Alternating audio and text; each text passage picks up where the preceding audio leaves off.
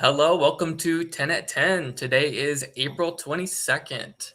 I'm Spencer Koppel. I'm a digital specialist here at Key Media Solutions. And I'm Taylor Nelson, digital strategist. And we'll kind of give it a little bit of time for people to kind of join in, see if there's any potential stragglers. But today we're kind of going to be talking a little bit about uh, B2B, a little bit of LinkedIn, a little bit of everything, kind of. Yes.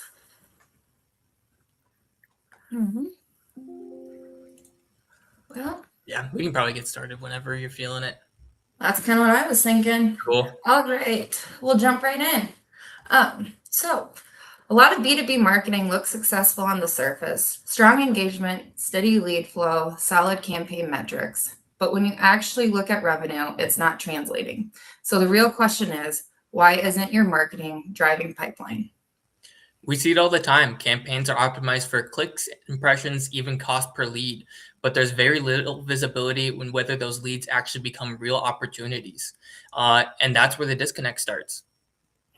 Exactly. There's a gap between marketing performance and business outcomes, and the expectations shift. That gap is becoming harder to ignore.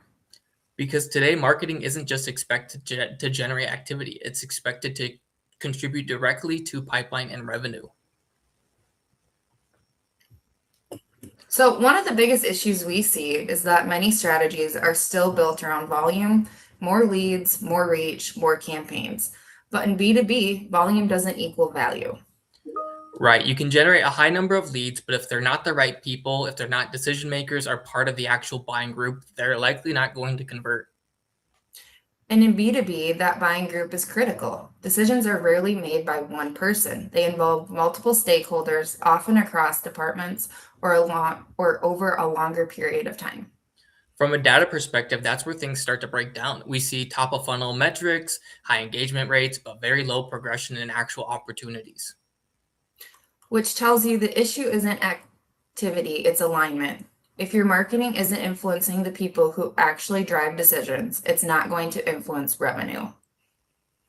So, when B2B marketing isn't driving revenue, it actually comes down to a few key gaps. The first is audience quality. Are you actually reaching decision makers, people with the authority to shape outcomes? And not just reaching them, but reaching them in meaningful ways because where your message shows up matters just as much as the message itself. Exactly. Context plays a huge role in how your brand is perceived. If your content is placed in environments that lack relevance or credibility, it's much harder to build trust. That's why we consistently see stronger performance when brands engage with audiences in places that are trusted industry platforms. These environments are where professionals are already. So instead of interrupting the audience, you're aligning with the existing behavior. And that changes how your message is received. It becomes more credible, more relevant, and ultimately more impactful. And from a performance standpoint, that shows up in higher engagement quality, more time spent on the actual content, and more meaningful interactions. Alongside those trusted environments, LinkedIn plays a really important role in B2B marketing strategies. It's one of the few platforms where you can directly target professionals based on role, industry, and seniority. Exactly. From an execution perspective, LinkedIn is incredibly effective with precision targeting. You can build audiences pretty niche. You can build specific job titles, seniority levels, industry segments, and if you have first-party data, you can build your own account list, which makes it really valuable for account-based marketing. But where we see brands fall short is using LinkedIn as a standalone solution. It's powerful, but not on its own. It often lacks the depth of engagement needed to truly influence decisions. Right. LinkedIn is excellent for driving awareness, amplifying content, and reinforcing your messaging, but it works best when it's part of a broader, more coordinated strategy. Exactly. When you combine LinkedIn with trusted industry environments, you create a much stronger engagement model. You're reaching decision makers in a credible context and then reinforcing that engagement through targeted digital touchpoints. For example, someone might engage with a piece of thought leadership within an industry publication. Later, they might see a similar message on LinkedIn tailored directly to their role or their organization. That sequence matters. It builds familiarity, reinforces credibility, and keeps your brand top of mind throughout the buying journey. And from a data perspective, we see stronger performance when these touch points are connected. That includes things like higher engagement rates, better conversion quality, and a more consistent account progression. Because it's not just about reaching the audience, it's about staying with them as they move through the decision process. The second major gap is how brands approach thought leadership. A lot of the content is created, but not all of it actually influences decision. We see a clear distinction in performance. Content that's a little bit too generic or overly promotional tends to drive surface level engagement. So it get people seeing the ads, but not really engaging. So you might be getting things like clicks, maybe some time on your actual page, but not much beyond that. Whereas insight-driven content that reflects real challenges, real data, and real industry context creates much deeper engagement. Exactly. That kind of content leads to longer engagement times, repeat visits, and more or interactions with the same organizations. And that's where thought leadership starts to contribute to pipeline because it positions the brand as a credible partner, not just a vendor. And when that content is distributed across the right mix of channels, trusted platforms, including LinkedIn, you're reinforcing that credibility with multiple touch points. Which is critical in B2B, where trust plays a major role in decision making. The third gap is measurement. If you're not connecting marketing activity to pipeline, it's very difficult to prove impact or improve performance. Exactly. Metrics like clicks and impressions really only tell a part of the story. What really matters is, are you generating qualified leads? Are target accounts progressing? Is marketing influencing your actual revenue? Are you actually making money off of your marketing? And to answer those questions, you need visibility across the full journey. That means connecting marketing data with CRM systems and understanding how different touchpoints contribute to outcomes.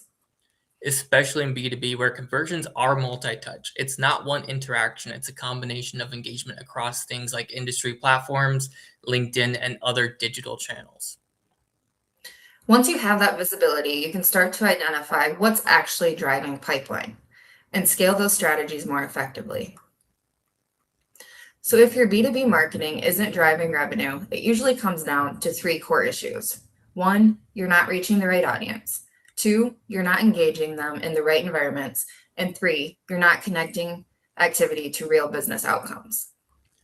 And the solution isn't just doing more, it's doing more strategically. That means prioritizing quality audience rather than just complete volume. So you don't want to just keep on advertising to everyone. You want to specifically hone into who actually makes conversions, delivering meaningful and insight driven content, making sure that your messaging is actually relevant, and building a coordinated approach across multiple channels, including LinkedIn.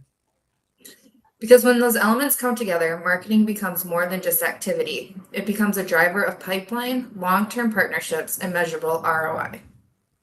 And that's ultimately where we see the largest impact when marketing is fully aligned with how B2B decisions are actually made. But yeah, so if you're interested in more about the kind of, we talked a lot about like multi-touch points and stuff like that. We do have a 10 at 10. I want to say it was a few months ago, kind of about omni-channel Mhm. approach.